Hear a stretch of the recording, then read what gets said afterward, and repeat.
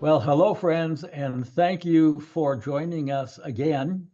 It's my privilege to have my friend and colleague Al Rowe on with us for a further exploration of the wonderful work he has done as a human being and what he has to share that I think is going to be really significant for the inner growth of each of you. If you'll remember the last time Al and I talked, um, through our dialogue, we came to a kind of culminating chapter there where he was explaining about essentially a set of basic principles that govern how he approaches everything that he calls 3G. And it's not that it's a formula by which anyone else or everyone needs to live, but it's something that has worked tremendously well for him.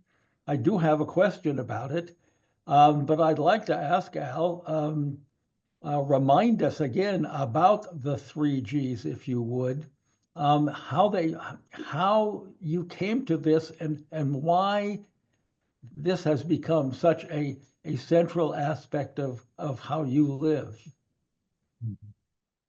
Thanks, Bill. And it's nice to be with you. Yeah, so I think I'll just flip it around here a little bit. We're talking about G3. Gee, sorry. Okay. Okay. Forgive me. It's all right, because that's probably um, the least important thing, for sure. Because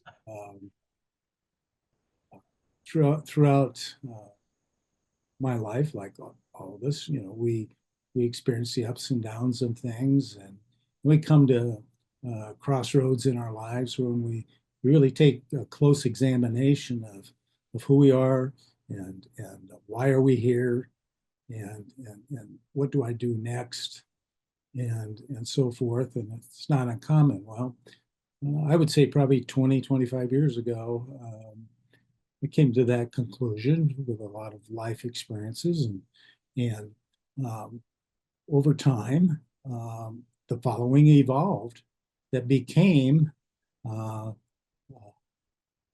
an alphabet G and the number 3. And you might go, well, what the heck's that? Is that for sale at the store, or where do you get it? Can I get a prescription for it or anything like that? No, basically, a great deal of clarity um, kind of came to me. And the first thing is just basically in the G would be growth. It just seemed like grow. And last name being Rowe, Rowe. It seemed like, hey, this fits, Bravo. there's a little bit of a rhyme there. But I really started thinking about growth, as many things over the decades have added on to. But basically, growth is just making a choice in the moment that's right in front of you, in the midst of it all, that really, when I would pause and breathe associated with that G, I felt different. And so, what comes with choices in a moment, whether it's by yourself, someone else, in a large group, speaking from a podium or whatever, just living life, we make instant choices. Well, I started becoming very aware of the background thoughts and the energy and vibration that came from that choice. So every time that I think about grow, I think of things being green and fresh, and I can sense um, something that good's going to unfold. And so grow got kind of seeded that way. You might say uh, that is kind of the seed of a lot of things, because that accumulated throughout my life. And so what happened was grow, and then just sitting in church one day, uh, I was in a state, and the state just said, "Wait a minute, grow, goodness, gratefulness." And it was at that moment that I kind of perked up to myself, and I just thought, wait a minute, I have just, this feels like I've got a signal to myself, something that would activate like a switch, like I could turn on a switch or something. And I Yeah. could actually remember this because it's not a lot of words. It's only a letter and a number. So it just became kind of, I started playing with that. And I love to play in my head, whether it's regardless of wherever I'm at, because it's kind of a an exercise and questions and curiosity and interest and then what do things feel like, my physicality. And so started playing with it. And so I came into, ah, bro, that energy, wow, goodness. Well, what might be different than what I've known right now in this moment? And so I became aware of goodness being something that ultimately didn't take long. It usually started with, what do I love most about right now? And that, what do I love right now most, became instantly actionable, instantly so authentic and real. It's almost like just walking down the street and saying, "Hey, how you doing?" But that took off and became way beyond. So it started affecting the way I could listen from my heart. And listening from my heart basically was, I learned more about myself and others. I would say more myself just by listening with that third ear of, not the third eye, but the third ear, just to go, hey, hmm, this feels like I'm building even more energy. And then I came to the conclusion with that, you know what? This whole notion is kind of a different feeling that I haven't had on a consistent basis. I felt kind of well balanced. I felt grace. And I came to the conclusion that grace finds goodness. And so in the growth of things, it's how do you find the peace in the moment where you can be yourself with someone else or a group and just be, no matter what the tension or the gentleness of the moment is, just be there.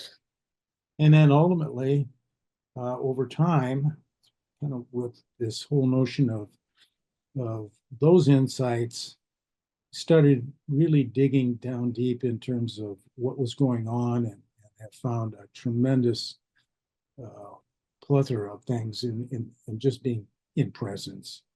And what I find in presence is I find that being grateful for the moment you have is, well, gratefulness basically shapes the moment. And so, grow, goodness, and gratefulness to me turned into um, grace finding goodness and gratefulness shaping the moment. And with that, if I had to answer your original question, it would be, what is it? I think that it's like a code, a cue, a signaling system, a nudge that opens energy within me to live with a deep sense of peace and and really love of whatever's in front of me. And I know when I get awry off track, it's just inhale, exhale, inhale G, exhale 3. So what happened was is if we haven't noticed, we're breathing all the time. Yes. And when you get down to the lung association where I volunteered for a number of years, ours used to be, if you can't breathe, nothing else matters. Well, but I also thought, it's not the breath you take, it's how you breathe. And so Mhm. my how in breathing became one and the same. So I've taken those things, synthesized them, and then throughout a day, I could just basically um, relate um, to this that's with me every day through a group community effort, and that's resting in the awareness of your breath transforms your life into a living meditation. Mhm. So, said another way, living in the awareness of G3 and my breath shapes my moments into a living meditation. And so, being somebody who's been very much into living in a healthful way and the like, I just said to myself, it was kind of like I just turned it into part of my workout. So it's basically the more I'm in that state, I'm rewiring myself in regard to my own neurobiology, and I have a better awareness of what spirit and science together are saying contributes to healthy living, and hopefully in the same way impacting your energy in your surround to where um, you might say your own self-love of that act of G3, graceful presence, and learning how to trust yourself uh, really uh, allows you to go into an inner experience within yourself all day long that radiates outside yourself in energetic ways. And Mhm. um, that's why how it kind of came about. And then it just ignited all kinds of reading and group work and individual work and coaching people and so on and so forth, which has basically placed me in a much better place health wise. Because I really, as a school administrator for so long, I can clearly see the ups and downs of what I was trained to do, but it didn't feel right. And now I can just say, you know what? I didn't come here to judge people. I came here to be with people and be in that G3 space where we can all um, love one another and deal with things with a sense of calm. And so there's a number of things that I do every day, all day long. And so, like meditation, I've never really, I mean, I kind of did it as related to athletic performances and things like that and other things. But I kind of just see myself in a mode of just take a deep breath, G3, and go about it. I don't care if it's at the grocery store, if it's outside in my yard talking to a neighbor, it doesn't matter. It's because it's there all the time. And so when um, this has kind of grown into you might say, what I would call a sacred practice for me. Uh-huh. And um, in fact, it's almost, I don't think it never really fails. It's always there. It's that kind of thing. So uh, probably a better way to go would be to just um, um, oh, the best part about it is when you take a walk. Take a walk and be in nature and just look at it all and just go, this is so beautiful, so magnificent. Um, and you just seem to have a larger purview of things. And so it has opened parts of me, frankly, a letter and a number with some added, connections with this. It's just taken me to a whole other space where um, there are parts of me I have yet to discover, but I'm pretty energized to know that I have a way of filtering it into a coherent spot. So you might say in an end, it's a signaling system that turns into a way to self-regulate your energy. Mm-hmm. And it's not just a letter and a number. Uh, it's not a mantra. It's not a repetition kind of thing in that regard. No, it's real. The real thing is the energy that is felt by me individually, but it's also what you feel in connection with nature and what others are feeling all at the same time, because you're knowing that that goodness sits there all the time. And so thus, I've got to tell you, from a health point of view, a few years ago, I was diagnosed with an uh, autoimmune system problem that they call Crohn's disease. And so I got on some medication and this and that, and, got better. Finally, one day at the doctor, I just said, what would happen if I stopped taking those pills? He says, would it hurt? Would it hurt me? He says, I don't know. He says, the only way to find out is if you try. Well, I stopped taking them and I haven't taken them since. And I don't have any of those symptoms anymore.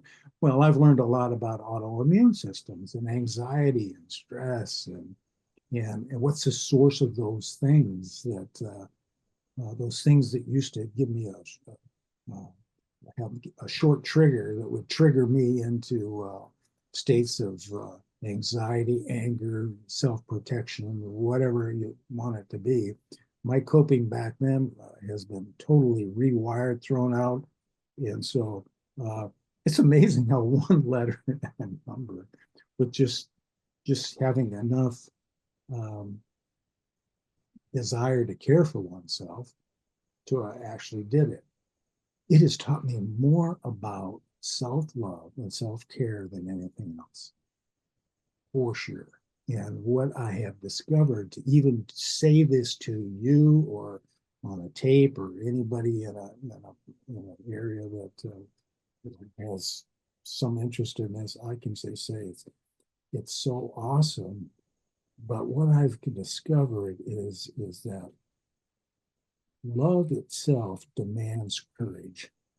And if I don't care for something that's occurring in me, I have to have enough courage and clarity to step up and just be me in G3. And there's always going to be parts of me, because we're all infinite beings. There's always going to be a part of me that I don't know yet. And so there's plenty of chances to live that experience. And so that's a long response to a question of great importance, but it's almost like saying, who are you, Al? Well, my birth certificate says this, but really all I am is I'm just energy, just like anybody else. I'm energy, and I like to tend to it. And with the notion that when the last day comes and I'm on my last breath, that whether it's with my dad or my brother or whatever is past since, I'll have a smile on my face. And why? It just turned out that way. Just turned out that way. So, but that's the story of G3. Is it learnable, teachable? Well, sure. In whatever a person chooses. And so, because really, there's nothing wrong about any of it. It's basically how far do you want to go with it? It's pretty unlimited. It has infinite potential. Well, Al, let me ask a couple of questions about that, if I may. Based on my arithmetic, there really are 4 G's. Okay, Yes. because you have brought grace into the picture, which may be something that's kind of unusual or foreign to a lot of people. I think they can identify more easily with the main three. Um, can you say more about that? Yeah, What is well, grace to you, and how does it yeah, what role does oh, it play here? oh, grace is well, first of all, there are tons of words. I have pages of things, but I can tell you this: it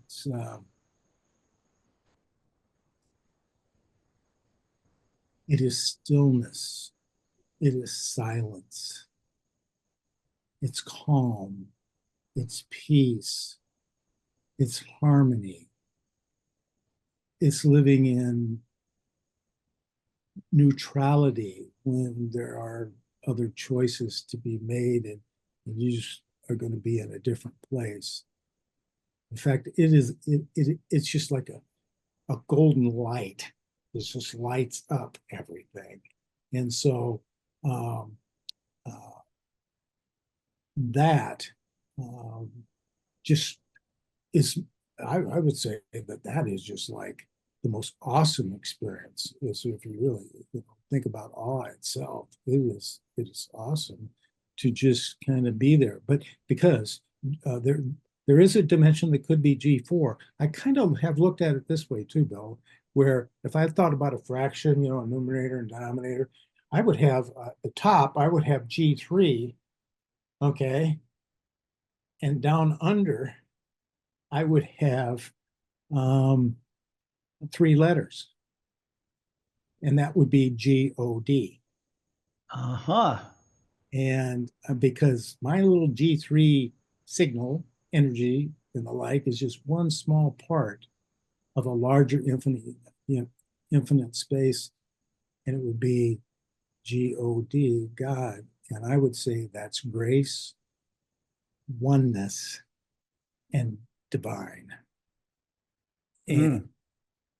all of it is we all uncover parts of ourselves only to uncover more parts of ourselves that reveal uh, where you can actually see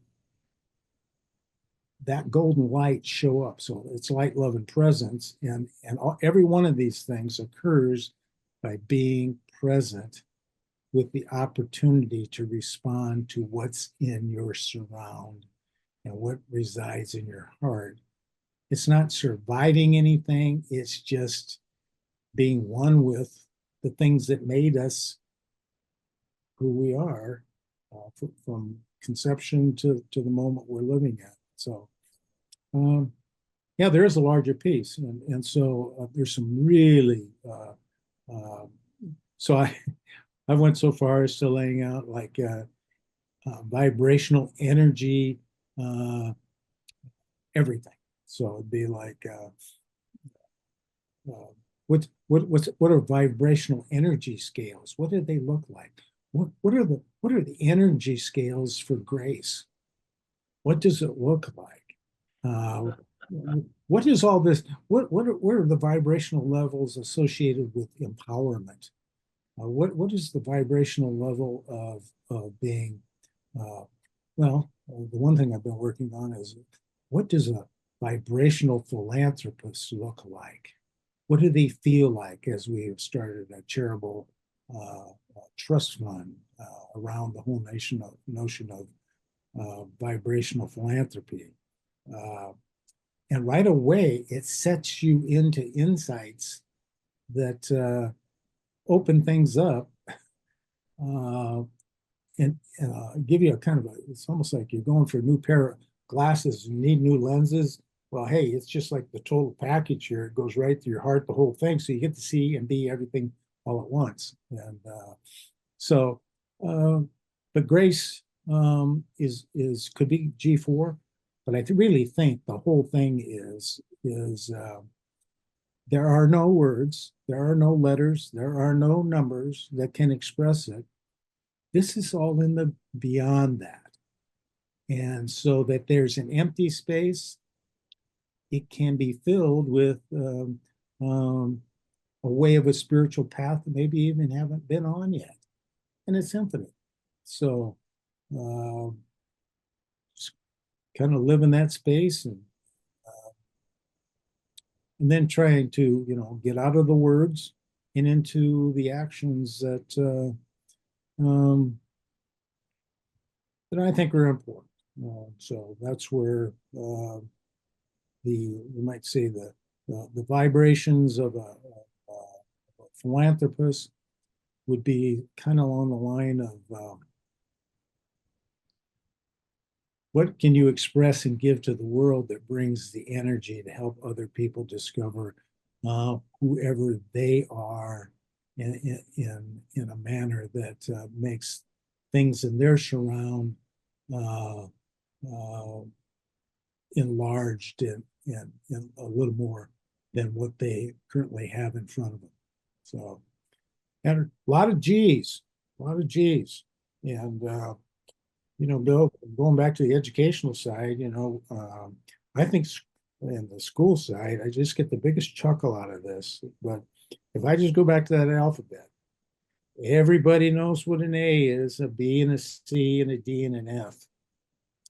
Man, they know what that is, and they can relate to themselves, and the whole system labels you your whole life and blah, blah, blah, sorting you out. Well, I don't really care a lot about that. I'm more into where did the E go? And I don't mean EGO because I do mean EGO because you know what? This isn't an ego thing. So I just happen to pull the E out and go, you know what? Well, what about the G? Let's jump over the F and let's just go EG. So A, B, C, or D or F, I think most people walk around and they define them lives by their school experience. And so what happens is, the greatest times of my life were when I was in school, to never be done again. I wish, and how many times you hear people talking about their school experience, if they did well or not, when in reality, I just think, you know what? That was a scorecard for early life. But I tell you what, I was really yearning for more of I wish they were selling the E and the G. And if you're going to go along the way, might as well go into H, which is hope. And if let's go in the I, well, let's go infinity. Well, might as well go to a J, joy. Might as well go to kindness. Might as well go to love. Might go into moments. You might want to go into the whole alphabet because I don't spend a lot of time sorting folks out. I just love to see their energy and feel it with them.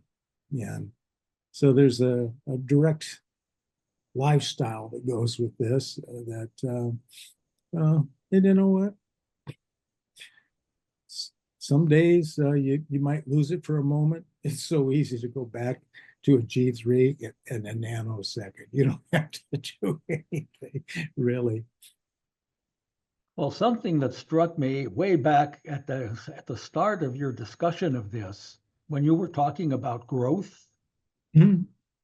and you said when you think about growth, or at least a way to think about growth, is pause for a second and take a deep breath. Well, I did that as you were speaking. Oh, And what happened within inside of me is my whole sense of presence and awareness grew. It expanded to incorporate more. And it's almost as if the deep in breath is the vehicle for growing possibilities if we could be focused on that breath instead mhm. of the breath being something that happens through the autonomic nervous system and we just do it and pay no attention. Okay. Yeah, So that's a that, special feeling. it is, and it's just a feeling of expansion, and it takes you into, if you can do it a few times, it takes you into that sense, I believe, of presence, of silence, of stillness that you've talked about, which is the point of then creating new possibilities. Mhm. And when you create the new possibilities, that's when the growth happens Mhm. and the goodness emerges. Yeah. That, if that makes any sense, but it just as you were saying it, I did it, and I felt this happening inside of me. Yeah, and that's the joy is that we all have that. We all have that. And so you get kind of discerning to where you, like you said, pause. Well, there's even a thing, there's a place before pause that shows up where you kind of have this inkling of anticipation of something that's just like you're just opening up. You're just like a flower. You're just opening up. Yes. And so this little place before that is kind of like feels like home. It just feels like this is you. It just is you. And but no, that is just it. And the other thing, I was always thinking or presented, well, Al, that's great for you, but I don't have enough time. Well, you know what? G3, it's down into nanoseconds, Yeah, it doesn't take much time. you know. So that was one of the things I was thinking about is in my lifestyle, why is this so hard? I mean, God, I'm working constantly, got all these things going on, but I formed some habits. I would go back so far as the 80s where uh, I would now today I would call it, I would intentionally just take G3 walks. So if I had to go from my office down to the cafeteria or whatever, I had about 3 or 4 routes through that high school. I would just say, I think I'm going to go down this one today. And I would walk in and out of classrooms, interact with students at their lockers all over the place.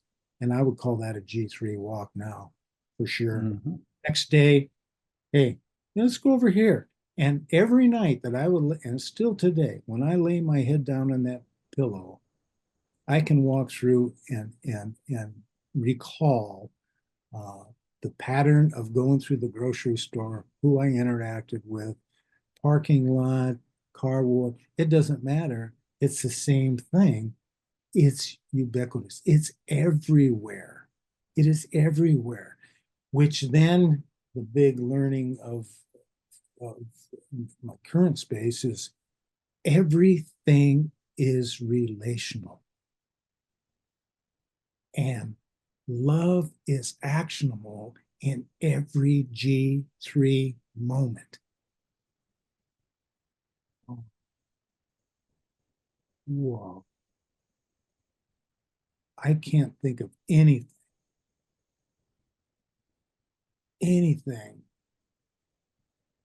that would exceed G3 other than God.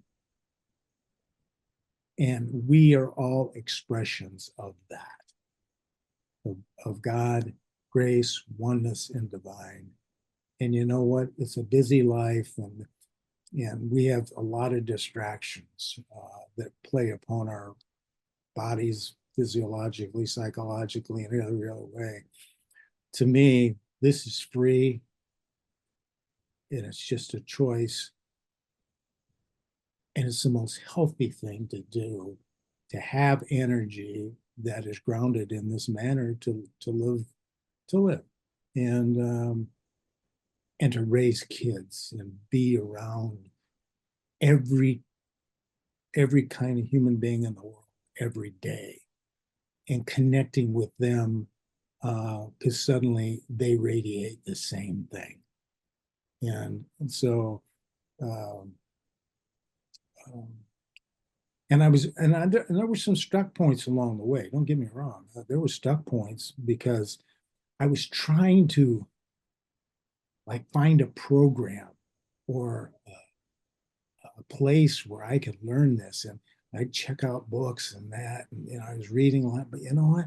I needed to live that experience.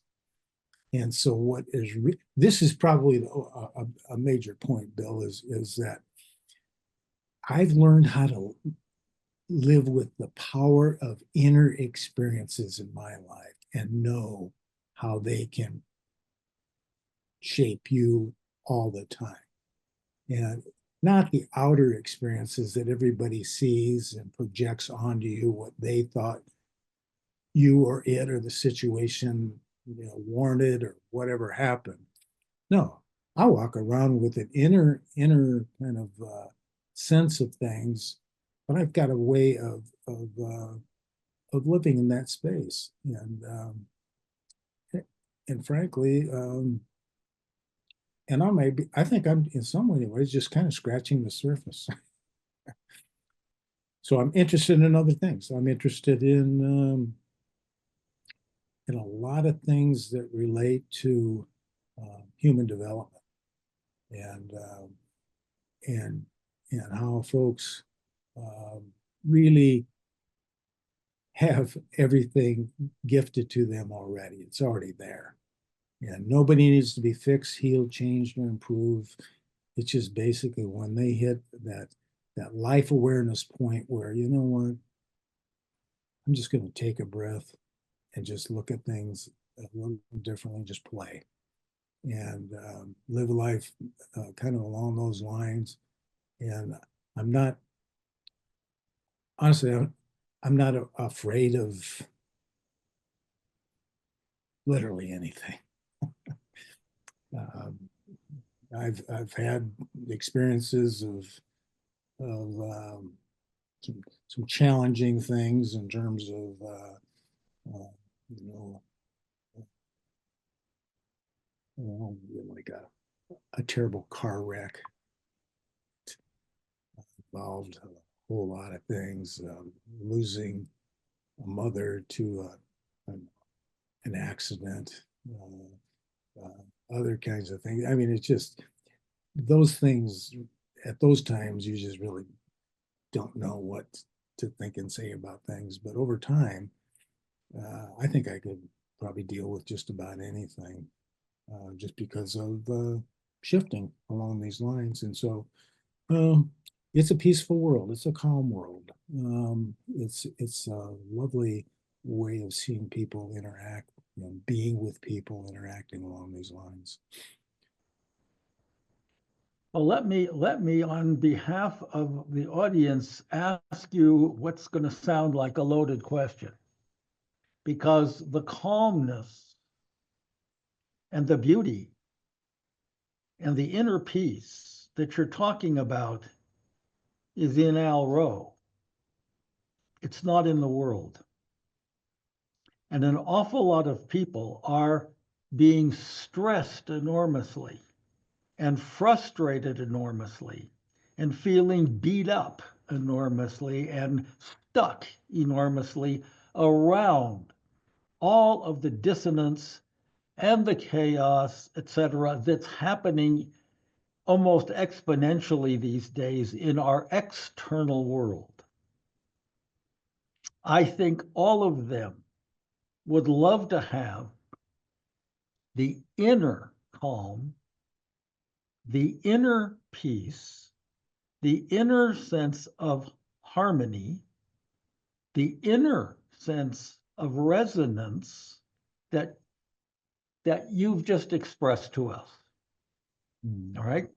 And the opportunity, I think, that we have as spirit partners is to share with people as much as we can, if you will, the how to of taking steps, moving into kinds of ways of thinking, inner processes, doing that deep breathing that opens things up, etc., that can assist people, okay, to open up more of their deep, inner, authentic, unique, and I want to put the word unique in there, okay, sense of their being, because we aren't all the same.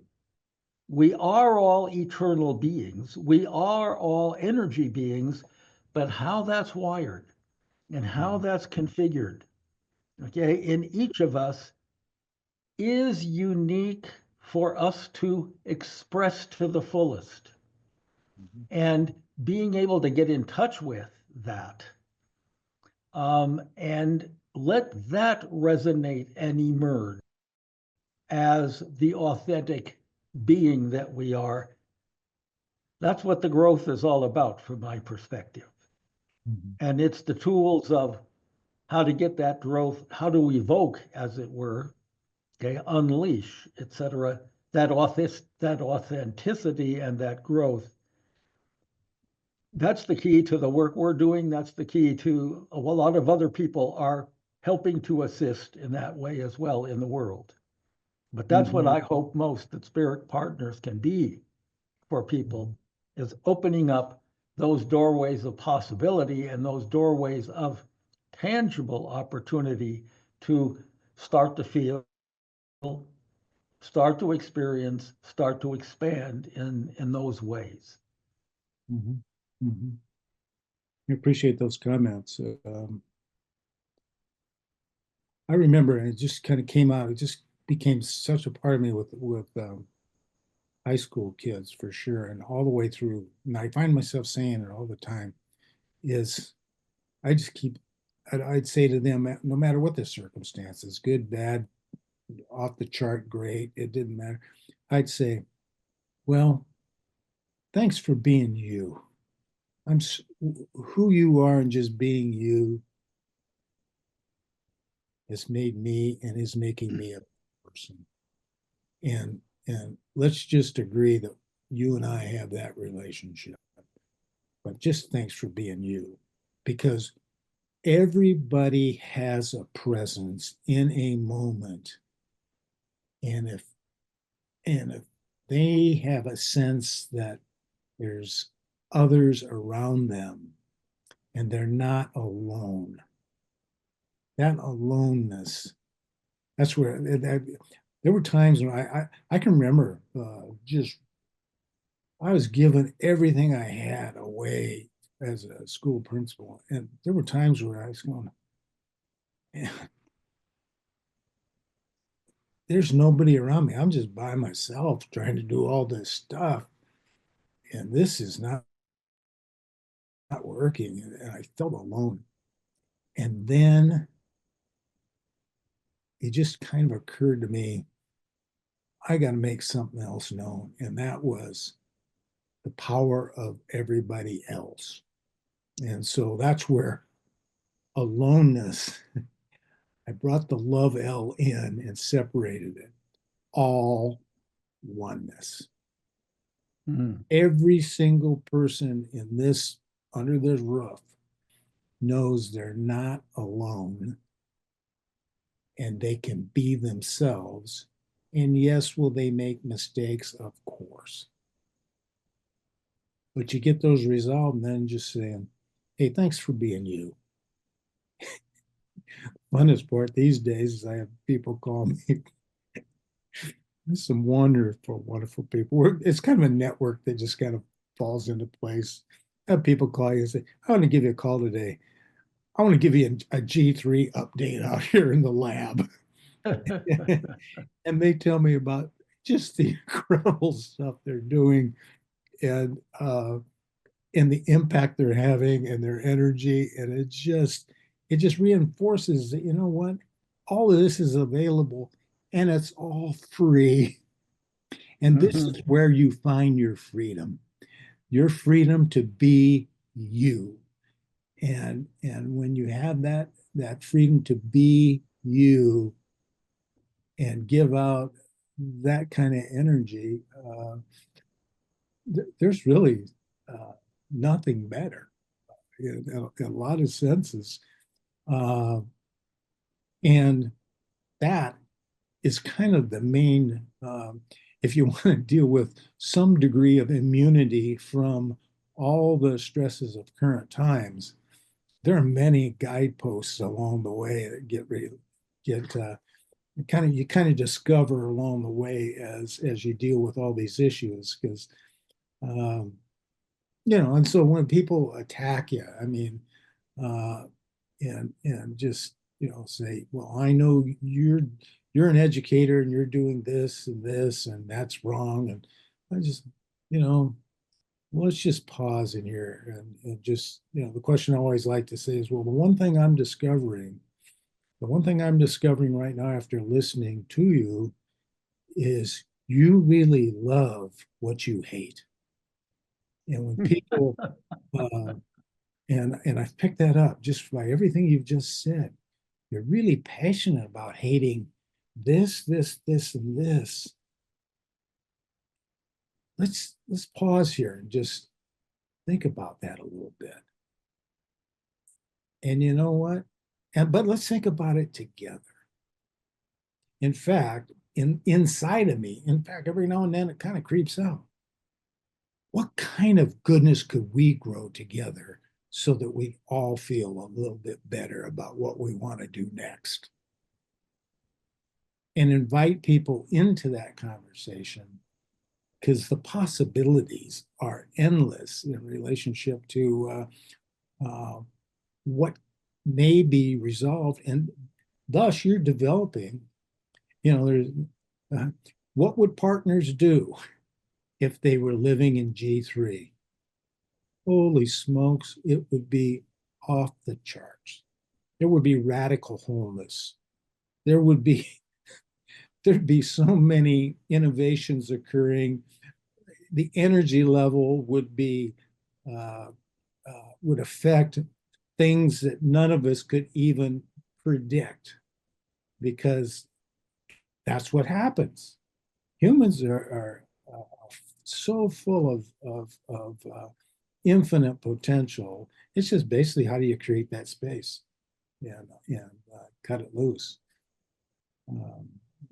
And you're familiar. I'm on the way here, just watching and observing and reading about Iowa Big. I just found that the work that the people were doing there was so grounded in that kind of authentic way of being with themselves and trying to impact a community. That was they all stretched and grew and ended up finding, I think, a richer, deeper education experience than anybody could have imagined. And credits to all those folks who did that. So, Yeah, thank you for mentioning Iowa Big. You made a glancing blow reference to it in your first session yeah. when we discussed it, and you said the word trace and went right on. Well, Trace is our colleague, Trace Pickering. Yeah, yeah. What I'd like to do in a next episode, if you don't mind, is to actually focus in on specifically your role as an educator and as a major advisor and creator of this alternative high school called Iowa Big. How that came to be, what the philosophy was, etc. I think that would be of value to anyone who's a parent, anyone who's an educator, and let that be kind of a next target for us in our next discussion, Al. Yeah, probably the best way to do it, because I would give all credit to Trace.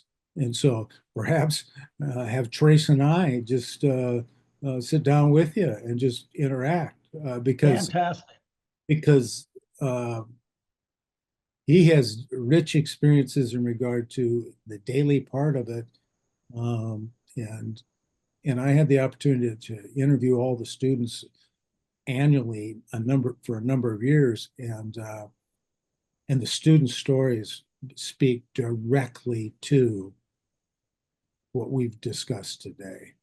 Um, what the big thing is that I've noticed, and Trace can explain it as well. It was a project-based learning kind of environment where their projects were to impact the community, and the students would talk about those projects, whatever they might be, whatever shape. But it was very interesting that many times the student would say, you know, I did a project on this, but you know what I've discovered about myself is it wasn't the project so much about what we did for our community. I learned that I became the project of myself.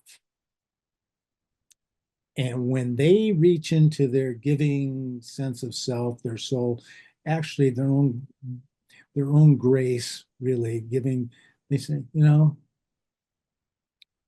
I know that I am a different person by how I did this for the greater good, the common good of things in that surround. And so G3 uh, alert would be, as one lives in that space, just hold dear that there's a common good that's floating out there, and every breaking wave that comes from the big approach or G3 makes that natural effect so visible, and it's been in front of us for so long that it's just a matter of a little tweak or two, and and and you'll find more peace in yourself and more satisfaction of what this work really is by just living that space. So, yeah, give Trace and I a chance to do about that. I know he would value it greatly as well. Well, thank you. This has been just an incredible in-depth time with you. Thank you for sharing so much with us.